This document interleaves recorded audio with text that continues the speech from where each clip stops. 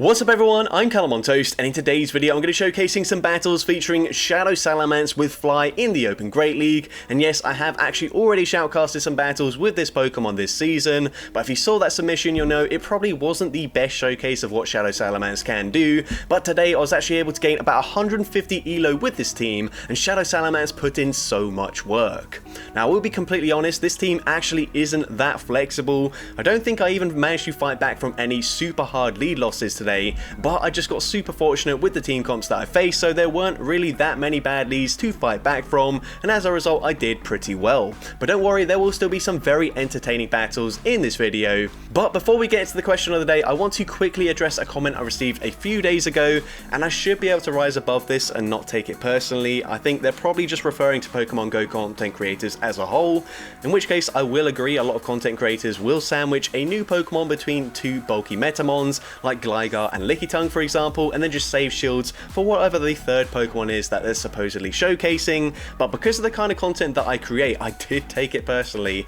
And for context, this was my Revavroom video, and alongside it I ran a Shadow Feraligatr, a very common meta Pokemon over the past couple of seasons since it did gain access to Shadow Claw. But anyone that watches my channel will know that I very rarely run hard meta Pokemon, and when I do, they are at least on the glacier side. So for example, like the Shadow Feraligatr, which by the way is the first time I've used it since the first day of last season in a triple crocodile team. So yeah, I think this is definitely a bit of an over the top comment, especially that last line telling me to please switch up the Pokemon, man.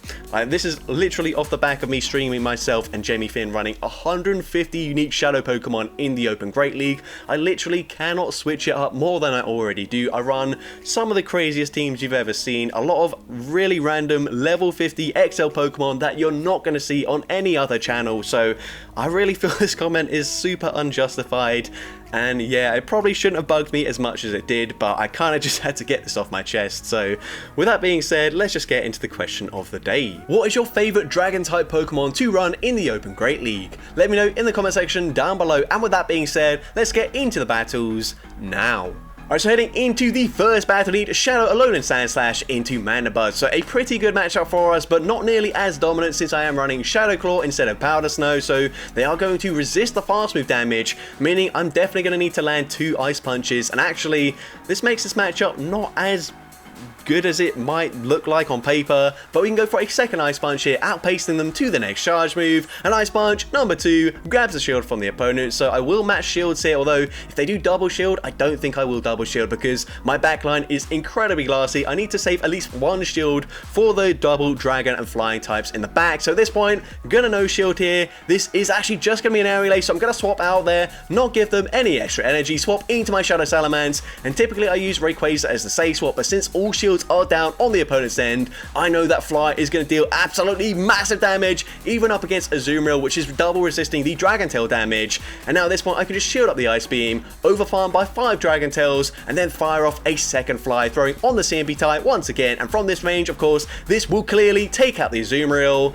and the opponent's going to come in with a Clodsire. So I'm trying to commit to the Draco Meteor, but I realize they will outpace me to a Stone Edge if I want for 1 extra Dragon Tail. So instead, I go for the Fly, and that does big damage to the opponent there. So at this point they go for a Stone Edge. I think they're 4 mud shots away from the next Stone Edge, so if we can come in with Rayquaza and get the farm down in 3 Dragon Tails, we will be able to take out the Clodsire, and we can just go straight for a Breaking Swipe, winning CMP up against the Mandibuzz. And of course from this range, Breaking Swipe takes out the Mandibuzz, and I'm able to take that game. So GG's to opponent there, Internet's going to see Shadow Alolan Sandslash into Gligar. So another great lead, although we would be better if we were running Powder Snow, and again the opponent swaps into a Wigglytuff. Powder Snow would be much better here, because unfortunately Shadow Claw is double resisted, so maybe it is worth running a Shadow Alolan Sandslash with Powder Snow, but I'm actually running Sandslash specifically for Pokemon like Bastiodon or Dugong in the front, so we kind of do need that neutral damage that Shadow Claw provides. And either way, this still is a positive matchup for us. I do have to shield a double double resisted Icy Wind, but now I'm going to go for Drill Runs. Drill Runs do slightly more damage than an Ice Punch, so since they have dropped my attack, I'm just guaranteeing the KO here as we go for a second Drill Run, taking out the Wigglytuff. They come back in with the Gligar, of course, taking out my Sand Slash, so they are fairly safe, but they are not safe when Shadow Salamence has all shields down. So gonna shield up the Aerial Ace, the opponent's gonna swap into Lantern, and I'm just gonna swap here and catch the Surf. I don't think there's really any reason for the opponent to throw a Surf there, but I'm able to catch it, and it is resisted by the Dragon typing. And now at this point, I'm gonna throw a Breaking Swipe on the CMP tie, but I'm actually going to just slightly undercharge this, allowing me to barely leave them on like a few HP remaining. So Surf actually doesn't take us out either. They get the Spark farm down, but now we can come in, get the Dragon Tail farm down, and now we can just full send a Draco Meteor. Draco Meteor one-shots the Gligar, and I'm able to take that game. So GG's to opponent there. Into next game we see Shadow alone and Sand Slash into Annihilate. So obviously a very bad matchup. Gonna say swap into Rayquaza, and you can see Rayquaza isn't very flexible as a say swap. I think previously when I've run a similar team to this, I had either Shadow Dragonite or Hattress, where having either counter or superpower might grab a shield from the Bastiodon, but unfortunately Rayquaza cannot do much there at all. So we're going to come back in with the Shadow Alone and Sand Slash. My only play here is to maximize the energy generation that I get on my Alone and Sand Slash. So at this point I'm going to throw on good timing, but I realize I can actually get a couple more Shadow Claws in if I undercharge. But the opponent gets damage registration error, and that is absolutely horrific for me. They do at least go for a Stone Edge and not the Flamethrower, so we don't die, but we're not in a great position. I could have very easily just threw on CMP there instead of going for the undercharge, and then them allowing them to basically get off a charge reef. But either way, I'm going to shield out the Night Slash, and they come in with a Gligar. So I think, honestly, if we kept our Sand Slash healthy, we might be in a good position here, because unfortunately, there's just nothing we can do now. The opponent is going to throw straight away. They go for Aerial Ace, but if we didn't tank that Stone Edge, I would very comfortably still live an Aerial Ace there, so I'd be able to overfarm massively until they make it to a dig, and possibly even make it to a charge move up against the Annihilate. So definitely a misplay on my end, but again, an inconsistent game mechanic that ends up costing me, but GG's to the opponent there. Into next game, we saw a Whiscash in the lead. Unfortunately, they do get the Skull debuff, and Skull does over half of our health, but we're full sending the Dragon Ascent, dealing huge damage, also dropping our defense, but it doesn't matter. I can just shield this up. We are double resisting both the Bullet Seeds and the Mud Shots if they come back in with the Whiscash, so they're not going to be able to farm me down here. We can go for a Breaking Swipe. Yes, they have dropped my attack, but we're also going to drop their attack in return, and they still have to fire off a charge move, so they're going to go for the Scald, taking out the Rayquaza, but we flip switch advantage. We come in with the Shadow Salamence, and now, since we have debuffed them, this Scald actually won't do that much damage to us. We can go for a full Dragon Tail farm down, so the opponent swaps into their Lantern, and this should be game over. I'm able to swap into my Sand Slash, go straight for a Drill Run, grab a shield from the opponent, and at this point, I don't really want to commit a shield on my Sand Slash, and the opponent is going to bait with a Surf. So at this point, I definitely will shield this time because a Surf will take us out, and I can just play it safe, massively overfarm, and the opponent recognizing there's nothing they can do. I think I did leave with a Fly on my Salamence, so they just concede the match there. So GG's to the opponent there. Into next game, great lead for us. The opponent's going to say swap into a Shadow Poliwrath. Now, I could go for the Breaking Swipe on the CMP tie, but I was very confident that the opponent would go for an Icy Wind straight away, so I actually go for the extra Dragon Tail instead, and that's going to allow me to make it to a second Breaking Swipe before they make, well, two Breaking Swipes before they make it to another charge move. So here, I'm just going to commit to the Dragon Ascent. I'm actually able to get there, which is very nice. This should either grab a shield or one-shot them, so we do grab a shield, and they also throw on the CMP tie as well, which is very questionable. I think they should have just committed to a full Fairy Wind farm down, and they're going to come in with a Shadow Typhlosion, but it doesn't matter. I can just safely shield up the Thunder Punch. 3 more Dragon Tails will take out the Typhlosion. We come out with a Fly loaded. I'm going to go for 1 extra Dragon Tail here. This is game over. Fly will be taking out the Whimsicott, and I'm able to take that game. So GG's to opponent there. Into next game, we see Shadow alone and Sand Slash into Jellicent. So a fairly decent lead matchup for us once again. I'm just going to stay in here, and I'm going to go for 7, although we do end up lagging there. And it looks like we throw on CMP, which it should not be the case as we throw after 7. And yeah, it is a CMP tie, so not ideal. I'm going to no shield, and they go for a Surf. So at this point, I'm going to come in with my Rayquaza, realizing I can snipe before they make it to a Shadow Ball. So this is just going to be a Surf. It's resisted damage. It doesn't do that much damage either. And they're going to come in with a Talonflame. And and some more visual lag, although this time I don't believe we did actually lag properly there. It was just kind of very stuttery. But either way, I'm going to grab a shield from the opponent. If they come in with Talonflame, if this is their best response to Rayquaza, I'm assuming Shadow Salamence is also going to do very well. So we're just going to come in with the Salamence, and the opponent is going to swap out of that matchup, come in with their Swampert, and at this point, I'm just going to shield this up. Even though Hydro Cannon is resistant damage, Shadow Salamence is very glassy, so I play it safe, and then going to swap, make a catch onto my Shadow Alolan Sandslash, and we can just now commit to a full Dragon Tail farm down. We've got back-to-back flies, but I don't need to throw a single one. Instead, we can just go for the Dragon Tail farm down, taking out the Talonflame, and I'm able to take that game. So GG's to opponent there. Into next game, we see Greedent in the lead. Now this, by the way, was just after I'd watched a home-sized Henry video on Greedent. Well, I was kind of watching it in the background whilst doing these battles, so I had a rough idea of what the team was, but I did actually just quickly get that video up again just to check what that third Pokemon is, because I remembered it being a Feraligatr, but I couldn't remember what the third Pokemon was. So at this point, I'm going to shield this. I'm assuming it's going to be Altaria and Shadow Feraligatr, or regular Feraligatr, either way, but we're going to go for a Breaking Swipe, and they come in with the Feraligatr, so we are trying to commit to a full Dragon Tail farm down, but they actually get the Shadow Claw farm down instead. And since I think it is going to be Altaria in the back, we're coming in with the Salamence, but no, it's actually a Poliwrath instead. And something really weird happened here. They got like a counter through whilst throwing the charge move, and that just completely threw me off, as I thought I'd be able to go for a full Dragon Tail farm down, but because they actually got one more counter through than I expected, they're actually able to outpace me to an Icy Wind. I should have just swapped if I knew they got that extra counter through, but I didn't see it come through, so very strange. And now unfortunately Hydro Cannon doesn't take us out, but one more Shadow Claw does the job.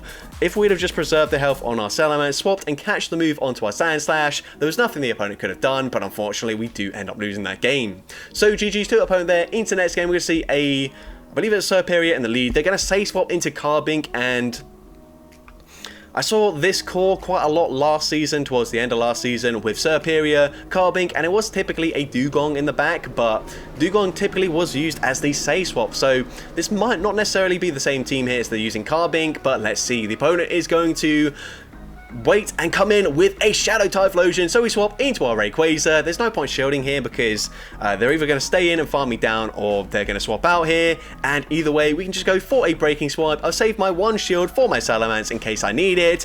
We go for the Breaking Swipe, drop their attack as well, which is very nice, because even if they go for a Frenzy Plant now up against my Sandslash, that will not KO, and I'm actually going to let them throw first here because I want my Sandslash as low as possible. I don't want them getting any extra energy on their Typhlosion. We're going straight for the Ice Punch. Ice Punch will get the KO. They save both their shields for their Shadow Typhlosion, but it doesn't matter as Shadow Salamence can go for a full Dragon Tail farm down to take that game.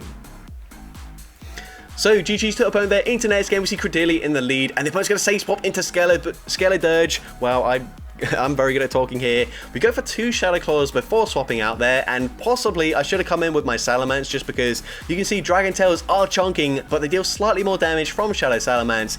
I think I might have just been able to fully farm them down, but now I'm going to have to double shield my Rayquaza, but that's okay. I'm still going to come out with a Charge Move loaded, and actually slightly more than that. So if they come back in with Credilli, I think I'm just going to commit to the Dragon Ascent here, double resisting the Bullet Seed damage, full sending the Dragon Ascent. Are they going to respect the damage here? The answer is no, we one-shot them. They come in with Talonflame, and actually this is a little bit scary for us because behind on energy, they will outpace me to the Charge Move, and a Fly from Talonflame will get the KO. I think we have to come in with Rayquaza here, as otherwise they're just going to farm me down. So we come in with Rayquaza, and this is actually very risky. I'm not sure what I'm throwing here, because if the opponent does live one more Dragon Tail, we would end up losing, as they'd farm me down, come out with a Flame Charge loaded, and one-shot the Sandslash. But luckily for me, that one extra Dragon Tail does get the job done, and we're able to take that game. But GG's to the opponent there. Into the next game, we see a Talonflame in the lead this time around, so we swap into our Rayquaza. We're going straight for the Breaking Swipe. Breaking Swipe is not going to get the debuff. It doesn't really make that much of a difference anyways, but it would have been a little bit nicer for my Sandslash not to take as much damage from a potential Aqua Tail or a Thunder Punch.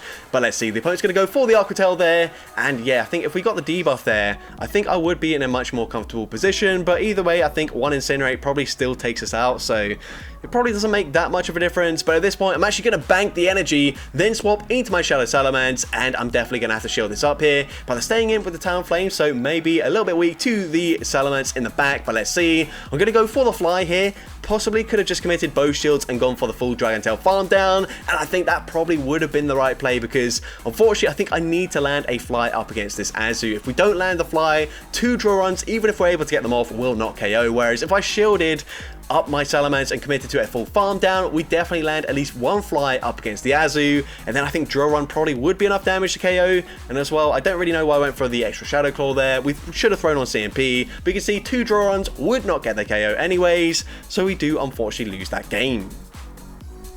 But GG's to the opponent there. Into the next game, we can see the opponent's going to safe swap into a Shadow Ninetales after leading with Jump Plus. So very good lead matchup for us. I'm actually going to play it safe. I know that was a Weather Ball. I know it's resisted, but look at the Fire Spin damage. They've already got us into the yellow health range. I'm hoping that if we get a debuff here with the Breaking Swipe, we could live the next one more comfortably, but they actually just choose to let that go through. So that's fine with me. At this point, I'm going to commit to the Dragon Ascent. There's no point throwing a Breaking Swipe because that gives the opponent an opportunity to massively overfarm, which we don't want. They are still switch locked, so I can just go straight for the Ice Punch here, and this of course should be grabbing a shield from the opponent. It does grab the shield there. I'm going to massively overfarm, and the opponent's going to try and catch the next move, but once again it's a Shadow Typhlosion, and Shadow Salamence can just very safely shield up the Thunder Punch, go for 3 more Dragon Tails, get the full farm down, coming out with a Fly loaded, and Fly going to hit like an absolute truck. It would one-shot the Jump Laugh, so the opponent uses their shield, but they recognize it's game over, so they just concede the match. So GG's to the opponent there. Into the next game, we're going to see another fairly good lead for the Shadow Alone Sand Slash, although this one actually, again, not that dominant for us, especially if they are running Water Pulse, although I think the opponent is just going to go for an Aerial Ace here, so I can definitely no shield that. I'm hoping that by the time, if they are running if they are running Water Pulse, by the time they get there, hopefully an Ice Punch, well, a second Ice Punch will be enough damage to KO, so I throw straight away, and Ice Punch actually doesn't quite get the knockout there, and if they are running Water Pulse, honestly, this is going to do quite a lot of damage, and it nearly takes us out there. We end up getting a simultaneous KO. So in the 0 shield scenario, it's a tie, which is a little bit concerning for a Pokemon that is resisting most of the fast move damage and the charge move damage from that Mantine. But either way, we're going to come in with Rayquaza. They come in with a Shadow Gligar, and because we debuff them there, I'm actually going to no shield this, but I am at risk of them farming me down. So we swap into Shadow Salamence, and at this point, we should just be able to fully Dragon Tail farm them down. So expect they're going to go for an Aerial Ace, and then swap into their final Pokemon, which ends up being Annihilate. So we can just go straight for a Fly. Fly is going to grab the final shield from the opponent. And I do throw on slightly awkward timing here as they go for an Ice Punch, and that is going to be good enough to allow me to make it to another Fly. Fly, of course, will be taking out Annihilate, and we can barely not get the Dragon Tail farm down, but Rayquaza does get the farm down. I'm able to take out the Gligar, and I'm able to take that game. So GG's to the opponent there. Into the next game, we see Shadow Quagsire in the lead. So going to say swap into my Rayquaza, and the opponent's going to respond with a Goodra. So once again, going straight for that Breaking Swipe. Breaking Swipe is going to be shielded, and we do get the drop this time to their attack, but it doesn't really help us out as they still get the farm down anyways. And we're actually going to get less farm on my Shadow Alolan Sand Slash. So that actually might be marginally worse for me, so yeah, not ideal. Instead, we're going to just let the Aqua Tail go through. Doesn't do much damage now, and they're going to come in with a Typhlosion, but this time it's not a Shadow, it is a regular Typhlosion. So we go for the draw run. Incinerate takes us out there. We can come in with the Shadow Salamence, but unfortunately, I think they're going to make it to back-to-back Thunder Punches here. So we are going to see the next Thunder Punch coming through. I'm actually going to no-shield this. This is actually pretty questionable here, as the opponent can now just go for Aqua Tails in this matchup, whereas if I did shield that, they'd have to commit to a Stone Edge, and unfortunately Thunder Punch does a lot more damage than an Aqua Tail, so Fly will be taking them out, but we're in range where one Incinerate takes out my Salamence, and unfortunately we do lose that game. So GG's to the opponent there. Into the next game, we see Gligar in the lead. So once again, a very good lead matchup for us. The opponent's actually choosing to stay in here. So I'm going to farm to 6 Shadow Claws, wait one turn just to make sure they don't make a catch, and then go for the Ice Punch. At this point, this could be a dig, so I'm definitely going to shield this up. The opponent is going to bait with an Aerial Ace. Fine with me. I'm still going to outpace them to the next move. I'm going to do exactly the same, going for 6 Shadow Claws, and then waiting one turn before going for an Ice Punch. And at this point, the opponent is going to massively overfarm here. So I'm going to shield this up, and the opponent does does full send the dig this time around. They try to catch the move there onto Toxapex, but I'm able to hold on to the energy, go for a drill run, and drill run going to do big, super effective damage in this matchup. And I also know I can live a Brine pretty comfortably, so gonna no shield and then swap into my Shadow Salamence after banking a ton of energy on the Sand Slash.